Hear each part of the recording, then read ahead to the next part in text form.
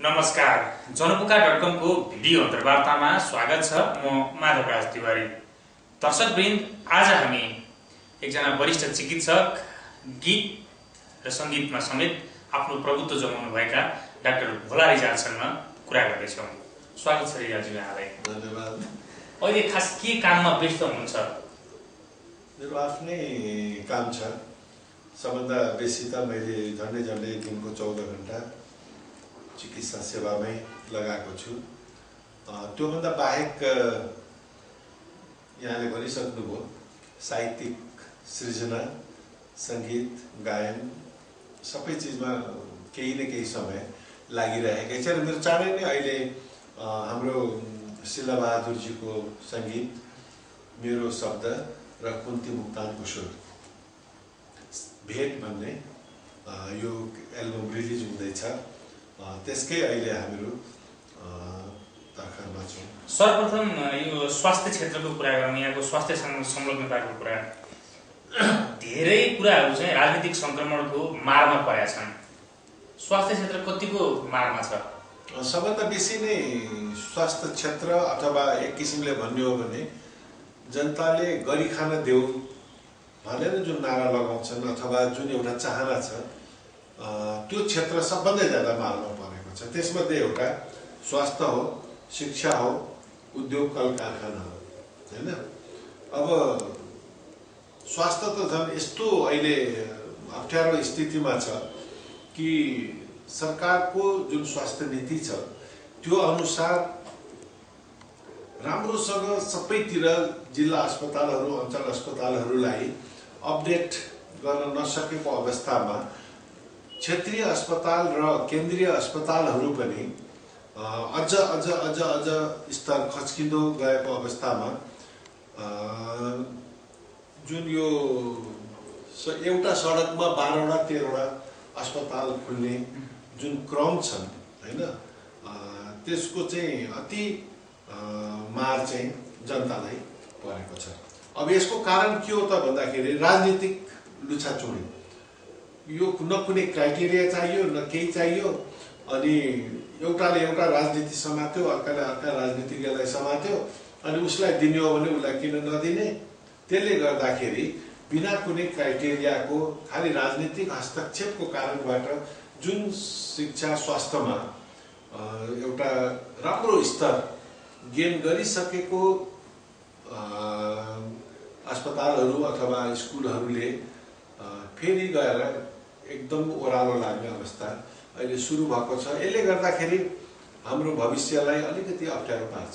Doctor रिजालज्यू, यहाँले कुरा गर्नुभएको जुन हस्तक्षेप हो, राजनीतिले आफै हस्तक्षेप गर्यो कि स्वास्थ्य र शिक्षाका सरकारवालाहरूले चाहिँ राजनीतिक हस्तक्षेप निम्त्याएका हुन्? दुईटै हो, होइन? यदि हामीहरूले त्यो राजनीतिक हस्तक्षेपलाई चाहिँ रेसिस्ट गर्ने हो भनेदेखि सायद त्यो हुँदैन थियो होला, र उनीहरूले हामीहरूलाई त्यो किसिमको प्रेसर दिँदाखेरि हामीहरूले नमानेको भएदेखि त्यो पनि हुँदैन थियो। त्यसकारण हामीलाई आपत पर्दाखेरि खालि स्वास्थ्यमा मात्रै होइन, अहिले हरेक क्षेत्रमा त्यो भएको हुनाले जसलाई पनि केही चिज अप्ठ्यारो पर्यो भनेदेखि राजनीतिक शरणमा जाने, उनीहरूभन्दा बाहेक अरू कसैले कुनै पनि समस्याको समाधान गर्न नसक्ने कारणले गर्दा नै अहिलेको यो हस्तक्षेप पनि भएको हो र हार गुहार पनि भएको हो, र दुईटै पक्ष हो भन्छु म त यसलाई। निजी क्षेत्रमा नाम चलेको एउटा उदाहरणीय अस्पतालको अध्यक्ष समेत रहनुहुन्छ यहाँ। कसरी टाइम म्यानेज गरिरहनु भएको छ? अस्पतालमा आफ्नो व्यस्तता, एउटा जुन सेरेमोनियल भए पनि यति ठुलो संस्थाको एउटा अध्यक्ष हुनुहुन्छ र आफ्नै चिकित्सक बनेर चाहिँ काम पनि गरिराख्नु भएको हुन्छ। यो एउटा साँच्चै भन्यो भनेदेखि समय कसैलाई पनि पुग्दैन। कसले आफ्नो समय केमा खर्च गरेको छ त्यो मात्रै हामीहरूले एकपल्ट विचार गर्नुपर्ने कुराहरू हो। त्यसकारण यदि आज कसैले 18 घण्टा काम गरेर 6 घण्टा जम्मा आराम गर्छ र त्यो 18 घण्टालाई राम्रोसँग सदुपयोग गरेको छ भनेदेखि त्यसले धेरै कुराहरू गर्न सक्छ। म त के रिक्वेस्ट गर्छु भनेदेखि नि कसले कति घण्टा काम गर्छ भन्दा पनि कसले त्यो क्वालिटी वर्क चाहिँ त्यो समयको लागि दिन्छ र प्रोडक्टिभिटी चाहिँ राम्रो भएको हुन्छ। नभएदेखि भन्नुहोस् न कहिले जान घाम भनेर हाम्रा सरकारी कार्यालय निजी क्षेत्रहरूमा जसले सुतेर बसे पनि खाएर बसे पनि उनीहरूको जुन प्रोडक्टिभिटी हो त्यसलाई हामीहरूले मोनिटर नगर्ने हो भने काम लाग्दैन। त्यसकारण मलाई त अवश्य पनि भने जति समय त पुगेको छैन। मैले धेरै कटौती गरेको छु। अहिले मैले चलचित्र निर्माणै अहिले रोकेको छु। साँच्चै भन्नुहुन्छ भने 7 वर्षदेखि जहिलेदेखि मैले यो in vitro fertilisation test tube baby को काम अहिले हाम्रो सुरु भयो एकदम सक्सेसफुल्ली हामीहरू गर्दैछौँ। देश विदेशबाट पनि आउनुहुन्छ, अमेरिकाबाट आउनुहुन्छ, युकेबाट आउनुहुन्छ, France, Italy, Brunei, Hong Kong, German, Nepali मात्र होइन विदेशी पनि जुन हाम्रो सेवा लिन आउनुहुन्छ। त्यो देख्दाखेरि अझ मैले अघि भने नि 24 घण्टाको बदला अझ 36 घण्टाको भइदिएदेखि अझ त्यतातिर समय लगाउन सक्थे। उहाँहरूको प्रतिक्रिया चाहिँ के पाउनुहुन्छ? यहाँले सन्दर्भ कोठाइहाल्नुभयो, यो निसन्तानहरू जो आउँछन् ओम अस्पतालमा सेवा लिनलाई, उनीहरू चाहिँ सन्तान पाइसकेपछि कस्तो प्रतिक्रिया दिन्छन्? संसारमा निसन्तान भएर बाँच्नु जस्तो हाम्रो परिप्रेक्ष्यमा मैले त्यो फिल गरेरै यहाँहरूसँग यो कुरा पनि राख्छु र मैले मेरो पेसालाई निसन्तानहरूकै सेवाप्रति समर्पित जुन गरेर म जुन अगाडि बढ्दैछु त्यो अचानोलाई मात्र खुकुरीको मार थाहा हुन्छ भने जस्तो त्यो भन्दा दयनीय अवस्था अथवा नारकीय जीवनयापन अरू केहीमा पनि हुँदैन हेर्नुहोस्। त्यसकारण यो एउटा ईश्वरीय वरदान भनौँ। यदि धेरै वर्षको निसन्तान भएर बाँचेका मान्छेहरूले जब सन्तानको मुख हेर्न पाउँछन्, सन्तानको सुख प्राप्ति हुन्छ, त्यतिखेर उनीहरूको जीवनमा त्योभन्दा ठुलो हर्षको दिन, खुसीको दिन, सुखद उपलब्धि अरू केही हुनै सक्दैन। हामीहरू त सायद यति तपाईहरुसँग कुरा गर्छु, अरूसँग कुरा गर्छु, डाक्टर रिजाल तपाईँ दिनभरि बिहान 6 बजेदेखि आउनु भइरहेछ अनि अहिले पनि तपाईँ त्यस्तै फ्रेस देखिनुहुन्छ भनेर भन्नुहुन्छ क्या। अनि म के भन्छु भनेदेखि यो म फ्रेस देखिएको होइन, मेरो मनमा अझै पनि अरूको लागि केही गरौँ भन्ने जुन अभिलाषा छ त्यो प्रस्फुटन हुन्छ। त्यसले गर्दाखेरि म सधैँ तपाईहरुको अगाडि त्यो हुन्छु र मलाई यति ठुलो आशीर्वाद छ सबै पक्षबाट है कि त्यो चाहिँ मेरो लागि एउटा साँच्चै भन्नु हो भनेदेखि ईश्वरीय वरदान हो। त्यसैको सहारामा म बाँचेको छु भने पनि हुन्छ। त्यसकारण म मात्रै होइन, सबैले सेवा दिने जति मान्छेले आफ्नो जसले एक्सपर्ट सेवा दिनुहुन्छ सबैले फ्रेसै भएर अरूलाई सेवा दिनुपर्छ। टेन्सन भयो, रिस गर्यो, यता गर्यो, एकदम त्यो गर्यो भनेदेखि अप्ठ्यारो हुन्छ। र मेरो धेरै बिरामीहरूले भन्नुहुन्छ डाक्टर रिजाल तपाईँले याद छ तपाईँलाई मेरो अपरेसन गर्दाखेरि तपाईँले यो गाना गुनगुनाउनु भएको थियो भन्छ। अनि अब मलाई त याद हुँदैन त्यति, तर वास्तवमै त्यतिखेर पनि अलिकति पनि टेन्सन नलिकन जुन काम गरिन्छ नि त्यसले गर्दाखेरि शरीरलाई पनि स्वस्थ राख्नलाई मद्दत गर्छ र अरू काम नयाँ नयाँ कामको थालनीको लागि अझ मद्दत गर्छ। डाक्टर रिजालसँग कुरा गरिराख्दाखेरि मलाई एउटा कुरा सुन्न मन लाग्यो। यो यहाँ चाहिँ धेरै आयकर तिर्ने संस्थाबाट चाहिँ सम्मानित पनि हुनुभयो। हजुर, राज्यले स्वास्थ्य सम्बन्धी जुन नीति लिएको छ, निजी क्षेत्रको उपस्थिति एकछिन हटाएर हेर्ने हो भने चाहिँ देशमा स्वास्थ्य सेवा चाहिँ करिब शून्य प्राय देखिन्छ। शून्य होइन, धेरै कम छ। शून्य जस्तै देखिन्छ, त्यो पर्याप्त हुने अवस्था छैन। यो अवस्थामा राज्य जसले सञ्चालन गर्छन् पटक पटक त्यहाँ पुग्ने राजनीतिक दलका नेतृत्वहरू उनीहरूको प्रतिक्रिया कस्तो पाउनुहुन्छ? होइन, कसैलाई त्यो कुराको ज्ञान भएको भए अनि क्रिया र प्रतिक्रियाको कुनै मूल्याङ्कन हुन्छ, त्यसको लेखाजोखा हुन्छ क्या। ज्ञानै छैन, जो पुगे पनि त्यो कुराको ज्ञान छैन हैन। यति पनि ज्ञान छैन कि निजी क्षेत्रले जुन योगदान गरेको छ त्यो सरकारी क्षेत्रको लागि एउटा परिपूरक हो। उसले नगरिदिएको भएदेखि आज हामीहरू धेरै हदसम्म अप्ठ्यारो स्थितिमा हामीहरू पर्ने थियौँ र उनीहरूले गर्दाखेरि आज सरकार एकदम सहुलियत अवस्थामा छ भन्दाखेरि निजी क्षेत्रलाई सहुलियत दिनबाट चाहिँ उहाँहरू कति पनि अगाडि बढ्नुहुन्न। हेर्नुहोस्, त्यसको कारण मैले अघि नै भने, कारण के हो त भनेर सबै मैले बुझ्दै जाँदाखेरि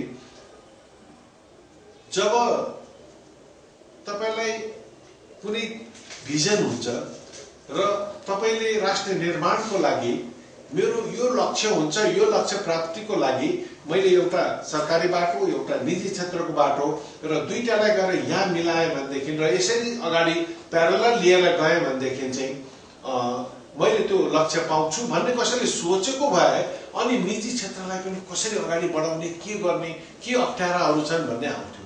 त्यो कसैले सोचेकै छैन क्या। या त के हो भनेदेखि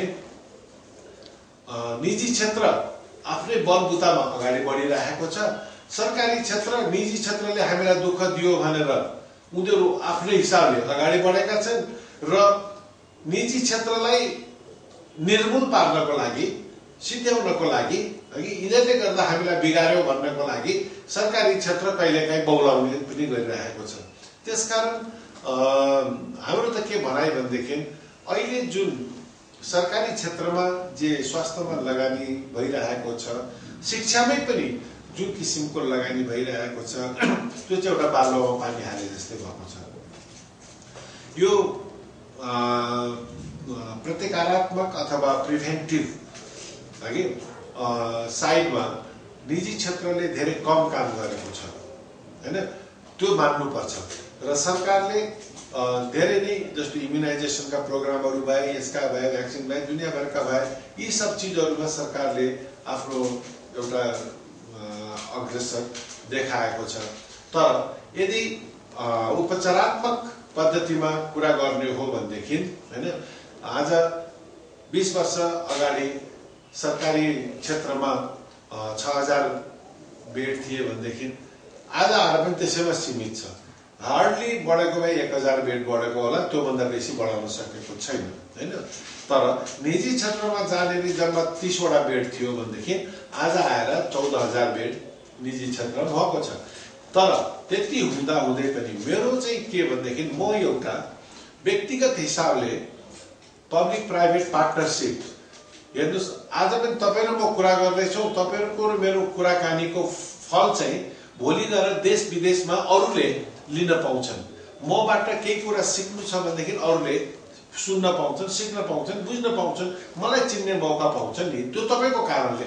त्यसकारण सरकारी क्षेत्रले पनि के विचार गर्नु पर्यो भनेदेखि जबसम्म रथका दुईटा पाङ्ग्राहरू सँगसँगै हिँड्दैनन् तबसम्म सरकारी क्षेत्र लङ्गडो नै हुन्छ हैन। एउटा पाङ्ग्रा हटाइदिनु भयो भने।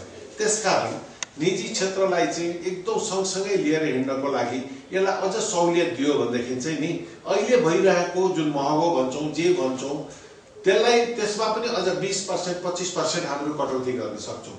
भनेको मतलब सरकारले त अहिले निजी क्षेत्रबाट सेवा किनेर पब्लिकलाई दिने बेला छ हैन।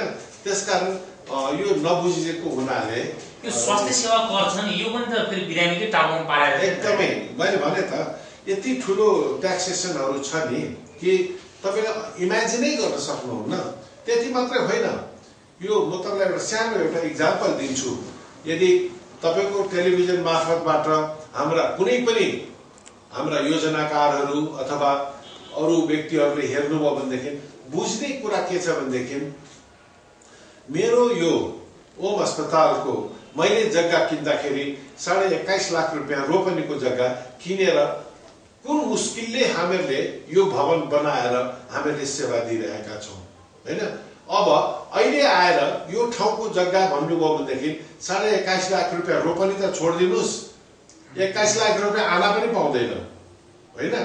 तर अब मैले स्थानीय कर तिर्नु पर्दाखेरि 21 लाख 30 लाख आनाको दरले मैले जब यसको ट्याक्स तिर्नु पर्छ हैन, अनि म कसरी के मैले बेच्ने, अब के को लागि मैले त्यो स्थानीय कर भनेर 30 लाख आना भ्यालुएसन भएको ट्याक्स तिर्ने त? हेर्नुस्, त्यसकारण यति अव्यावहारिक असान्दर्भिक एउटा अवैज्ञानिक तरिकाबाट जुन ट्याक्सेसनको चाहिँ मार निजी क्षेत्रमा लगाइएको छ नि, त्यसले गर्दाखेरि निजी क्षेत्रहरू एकदम धराशायी पनि हुँदैछन्। र मलाई कता कता के लाग्छ भनेदेखि आज आएर ओम अस्पताल चाहिँ सबभन्दा ज्यादा ट्याक्सेसन तिर्ने एउटा संस्थाको रूपमा सम्मानित भयो, त्यसको लागि म मुरी धन्यवाद दिन्छु। तर त्यसको साथसाथमा के पनि भन्न चाहन्छु भनेदेखि कसैले पनि यो ट्याक्सेसन तिर्न नपरेको भएदेखि त्यो पैसा चाहिँ जनतामा जान्थ्यो। त्यो पैसाले गर्दाखेरि जनताको सेवामा अझ एउटा खुड्किलो थपिन्थ्यो, हुन सक्थ्यो त्यो पैसाले गर्दाखेरि जनता अझ लाभान्वित हुन्थे। हेर्नुहोस् है, त्यसकारण अब पछि गएर सायद यी कुराहरू आयो भनेदेखि म तपाईहरुकै टेलिभिजन मार्फत फेरि म सरकारलाई धन्यवाद दिउँला, किनभने यो कुरा यहाँहरूले निकालिदिनु भयो। त्यसकारण यसलाई ज्यादा ट्याक्सेसन तिरेर एकदम यसको मूल्याङ्कन अथवा यसको चाहिँ यसलाई धन्यवाद दिनुभन्दा एकदमै कसैले पनि ट्याक्स तिर्नु नपर्ने जनतालाई यसले मार दिन नपरोस् भनेर चाहिँ गर्न सकेको खण्डमा अझ राम्रो हुन्छ। डाक्टर रिजालको अलिकति थोरै व्यक्तिगत पाटोको कुरा गरौँ अब। तपाईँ डाक्टर बन्नलाई सक्षम परिवारको हुनुहुन्थ्यो कि एकदमै सङ्घर्ष गरेर चाहिँ यहाँसम्म आइपुग्नुभयो? होइन, हाम्रो परिवार ब्याकग्राउन्ड रिजाल परिवार। पूर्वमा रिजाल भनेपछि सबैलाई सहयोग गर्ने, शिक्षामा वान अफ द सबभन्दा अग्रसर मेरो ग्रान्डफादर ध्रुवलाल रिजाल, उहाँको यति ठुलो दूरदर्शिता थियो।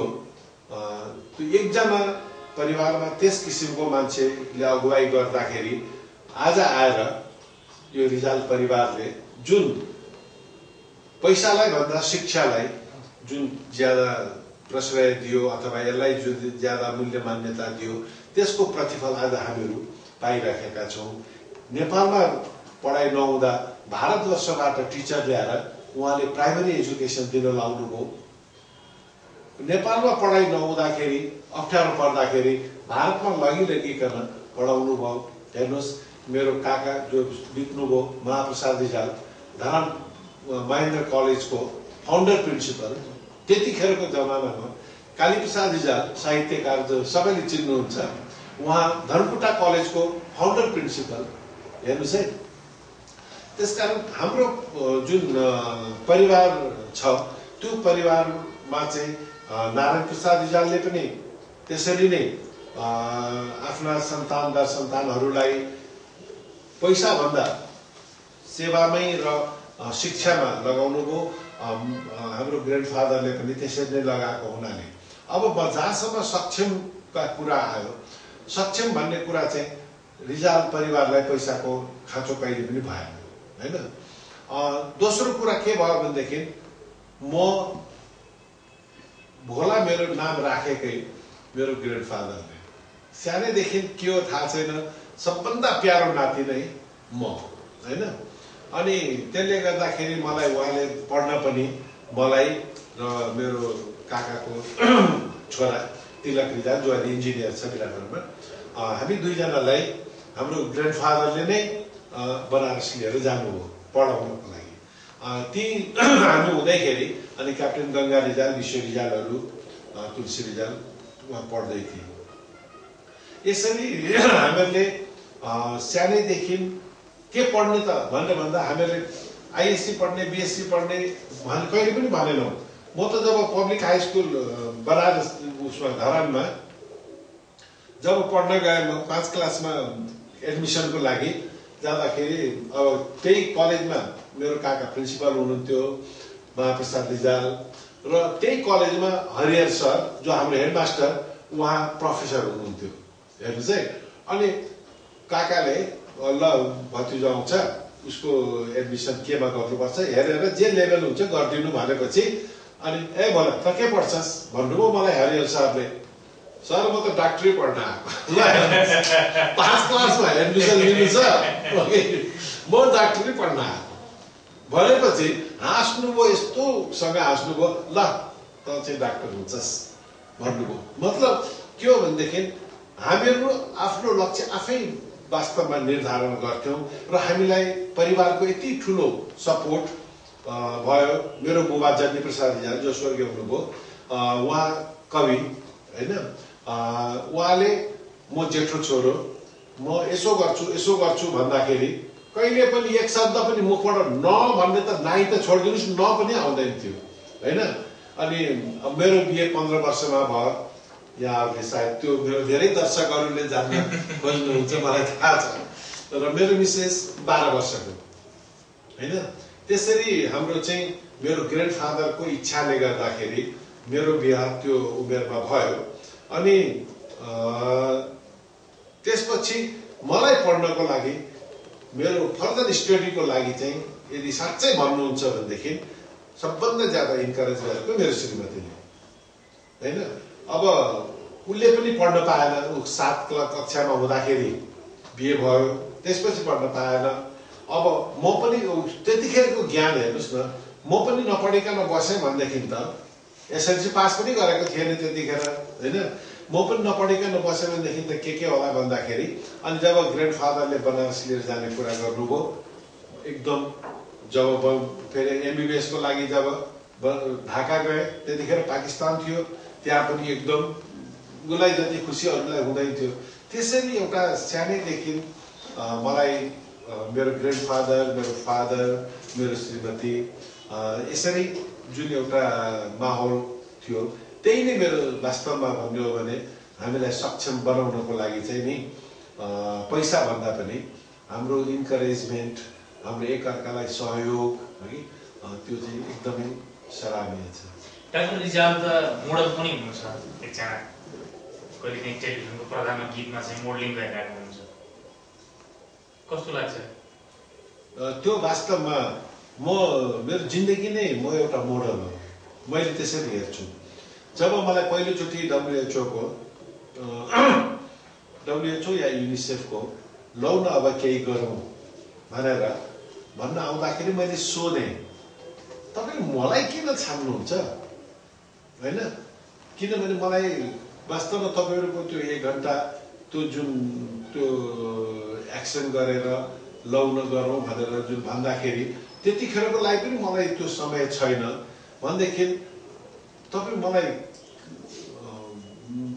नछानेर अरूलाई लिनुस् न भनेर मैले भन्दाखेरि त्यहाँको जुन हेड हुनुहुन्थ्यो उहाँले मलाई के भन्नु भन्दाखेरि डाक्टर रिजाल यदि तपाईलाई अनुकूल पर्दैन भने हामीहरु त छान्छौं, जो भए पनि राख्छौं, तर हामीले तपाईलाई छान्नुको माने पनि तपाईको बोलीबाट जुन मान्छेहरु प्रभावित हुन्छन् हामीले के देख्यौं भन्दाखेरि तपाई चाहिँ टप हो, तपाईले बोल्दिनु भो, तपाईले सम्झाइदिनु भो भन्देखि चाहिँ हाम्रो प्रोग्राम चाहिँ सक्सेस हुन्छ। त्यो सोचेर हामीले युनानिमसली हामीले त्यो डिसाइड गरेर तपाईसँग टाइम माग्न आको भनेपछि मैले नाइ भन्न सक्दिनँ हेर्नुस् हैन। त्यसकारण मैले त्यो एउटा रोल मोडल गरे। अनि मलाई के लाग्यो भन्देखि जब म जिन्दगी नै एउटा अरूलाई असल मान्छे बनाउनको लागि एउटा रोल मोडल गर्दै छु भनेदेखि मलाई कसैले आएर म त्यहाँ गइदिँदाखेरि त्यसको असर त्यो ठाउँमा राम्रो पर्छ भनेदेखि मैले गर्नुपर्छ भनेर अनि मैले अब मेरै गीतहरुमा धेरै जसो अहिले मेरो देश डुब्न लाग्यो भन्ने भए पनि जिन्दगीको यात्रा भने पनि हैन आफैले गाएका गीतहरु भने पनि कहिलेकाहीँ अरूले गाएका गीतहरु पनि हुन्छन् त्यसमा तपाई आइदिनुस् न जस्तो प्रदीप जीले हाम्रो लेख्नु भएको थियो हैन हाम्रो लोमस फार्मास्युटिकलको उहाँले पनि त्यो पनि राम्रो छ गीत एकदमै राष्ट्रियताले भरिपूर्ण गीत छ। अनि हाम्रो जीपी ढुङ्गेलजीले लेखेको गीत यस्ता यस्ता जुन जब एकदम मैले त्यहाँ गइदिँदाखेरि राम्रो हुन्छ भने जस्तो लाग्छ भनेदेखि अनि म एक्सेप्ट गर्छु, नभए त भन्न त सिमेन्टदेखि लिएर रडदेखि लिएर लेख्ने कलमदेखि लिएर के भन्न आउँदैनन् है। अब त अहिले फेरि मैले त लेटेस्ट मात्रै अहिले अब थाहा हुँदैछ। अब फेरि अहिले मैले साबुन जुन हात धुनु दिवस छ नि त्यसको लागि मैले धेरै अगाडिदेखि गर्दिनँ थिएँ, त्यो गरिदिन्छु, स्तनपानको गरिदिन्छु भन्दाखेरि नभएदेखि अरू चिजको मैले कुनै पनि गरेको छैन, मसँग जुन चिजमा रिलेटेड छैन। नभएदेखि त अहिले मलाई लेटेस्ट के थाहा भयो भनेदेखि त्यसमा त पैसा पनि आर्जन हुँदो रहेछ होइन। अनि होइन, तर मैले अहिलेसम्म न पैसा लिएर एउटा कसैको फिल्ममा गीतमा केही गरेको छु, न कुनै मोडल गर्ने बाबतमा पैसा लिएको छु। त्यसकारण मैले चाहिँ मेरो उपस्थितिले यदि त्यो जनसमुदायमा केही राम्रो असर पर्छ भने परोस्, त्यसले गर्दा म पनि सबैको जुन किसिमले अगाडि जिन्दगी बगाइराखेको छु त्यसरी नै बगाउन सजिलो हुन्छ भनेर अगाडि। डाक्टर साहबले धेरै गीतहरू गाउनुभयो, लेख्नुभयो, कतिमा सङ्गीत पनि गर्नुभयो। त्यो मध्येको आफैलाई मनपर्ने अझै गुनगुनाइरहन मन लाग्ने गीत चाहिँ थोरै होइन। अब आफ्नो गीतहरू जस्तो मैले सिनेमामा 100-150 वटा गीतहरू दिएँ होला, बिना गायक सिनेमामा दिएँ होला, अनि आफैले सङ्गीत पनि गरेँ, भजनहरू पनि मेरा अहिले पनि डेली कुनै न कुनै टेलिभिजनबाट आइराखेकै हुन्छ। अहिले सबभन्दा ज्यादा पपुलर भजनै हे कृष्ण आइदेऊ न छम छम नाचेर भन्ने, गरिबको झुपडीमा मुसु मुसु हाँसेर भन्ने। अब यो कस्तो हुँदो रहेछ भनेदेखि सिचुएसनमा अब कहिलेकाहीँ म भक्तराज आचार्यजीले म्युजिक गर्नुभएको छ, पहिले रमेश ताम्रकारले गाएको थियो, अहिले स्वरूपले गाएका छन् क्या। मलाई जहाँसम्म लाग्छ त्यो गीतको कहिलेकाहीँ कुनै सिचुएसन यस्तो आउँछ त्यो गुनगुनाउनु मन लाग्छ, कहिले आफैले गाएको गीत त्यो गुनगुनाउनु मन लाग्छ, सिचुएसनमा फरक पर्छ। तर त्यही पनि भनौँ सिनेमाबाट लिँदाखेरि मैना ए मैना तेरो कोही पनि आफ्नो छैन, तँलाई मान्छेले पिञ्जरामा थुनी राखेको होइन, त्यो हो। अनि केसैनोले बोलाऊ के नाउ देऊ तिमीलाई। धेरै विधामा तपाईँ स्थापित भइराख्दाखेरि पब्लिक कार्यक्रमहरूमा पनि सहभागी हुनुहुन्छ। हजुर, कस्तो खालको प्रतिक्रिया पाउनुहुन्छ त्यहाँ? होइन, मलाई त आइदिनुहोस् मात्रै, आएर हामीलाई केही दुई शब्द भनिदिनुहोस् न, तपाईँ गइहाल्नुहोस् न, तपाईँको प्रेजेन्सले मात्रै पनि हामीहरूलाई पनि के हुने भन्ने एउटा हौसला मिल्छ भनेर मलाई रिक्वेस्ट गर्नुहुन्छ। अब कति कार्यक्रम त म भ्याउँदिनँ, म जाँदै जान्न, तर कति ठाउँमा व्यस्तता एकदमै हुँदै पनि कहिलेकाहीँ जान्छु र म आफै भन्छु म आधी घन्टा बस्छु र म फर्किहाल्छु। त्यहाँ फेरि कस्तो अलिक ठुलो भयो, यस्तो भयो, टाइम दिएन, माइन्ड गर्छन्, त्यस्तो भयो भनेदेखि त म जानुभन्दा बरु नजानु राम्रो हुन्छ। के गरौँ भन्दा पनि होइन, तपाईँ गएर उद्घाटन मात्रै गरेर बरु फर्किदिनुहोस् न। मान्छेहरूले लक्षण ठान्छन्। जस्तो यहाँबाट म वीरगञ्ज गएर मेडिकल कलेज उद्घाटन गरेर फर्किएँ होइन, यहाँबाट कावासोती गएर उद्घाटन गरेर म फर्किएँ। त्यसकारण कहिलेकाहीँ त्यस्तो पनि मान्छेहरूमा यस्तो विश्वास छ कि भोला रिजालले चाहिँ के आशीर्वाद दियो भने पनि सन्तान हुन्छ, भोला रिजालले आएर टेकिदियो भने पनि हामीलाई फलिफाप हुन्छ होइन, र उसले उद्घाटन गरिदियो भने पनि हामीलाई राम्रो हुन्छ भनेर त्यस्तो खालको अब कतिवटा पेपरहरूले सन्तानेश्वर महादेव भनेर पनि लेखे होइन। त्यसकारण नजाँदा पनि अप्ठ्यारो हुन्छ वास्तवमा, तर सबै चिज भ्याउन पनि सकिँदैन। मैले हेर्नुहोस् न, म आफ्नै जन्मिएको सुनसरीमा 2-3 वटा कार्यक्रमहरू छ, खनारकै कार्यक्रम पनि म जान भ्याएको छैन। यसपालि चैतमा मुगु क्याम्प लिएर जाँदैछु। त्यसकारण यो कार्यक्रमहरूमा भाग लिन अब मुक्तिनाथमा हाम्रो स्वामी कमल नयनाचार्यको सङ्कल्पमा अस्पताल सञ्चालन छ, त्यो ट्रस्टीको हिसाबले मैले त्यो पनि त्यहाँ सञ्चालन गर्न अब म पोहोर साल जान पाइनँ। आफैलाई मनमा कस्तो कस्तो लाग्छ। त्यहाँको फेरि कस्तो छ भनेदेखि त्यहाँको ढुङ्गाले पनि मलाई चिन्छ होइन। त्यसकारण गइदिउँ जाउँ भने जस्तो त लाग्छ, तर भ्याउन गाह्रो पर्छ। डाक्टर रिजालले सिर्जनालाई पनि धेरै बुझ्नु भएको छ। स्वास्थ्यको प्राकृतिक आवश्यकता भनेर कसैले व्याख्या गर्छन्, कसैले के भनेर व्याख्या गरिरहेका हुन्छन्। सेक्स विश्वभरि सजिलै बिग्छ, सिर्जना त्यति सजिलो बिग्दैन। सेक्स र सिर्जना दुई मध्ये कुन छान्नुहुन्छ? होइन, जुन चिजको कम्पेयरै छैन। किनभनेदेखि सेक्स भन्ने कुरो त घाँसमा, पातमा, कमिलोमा, मुसोमा,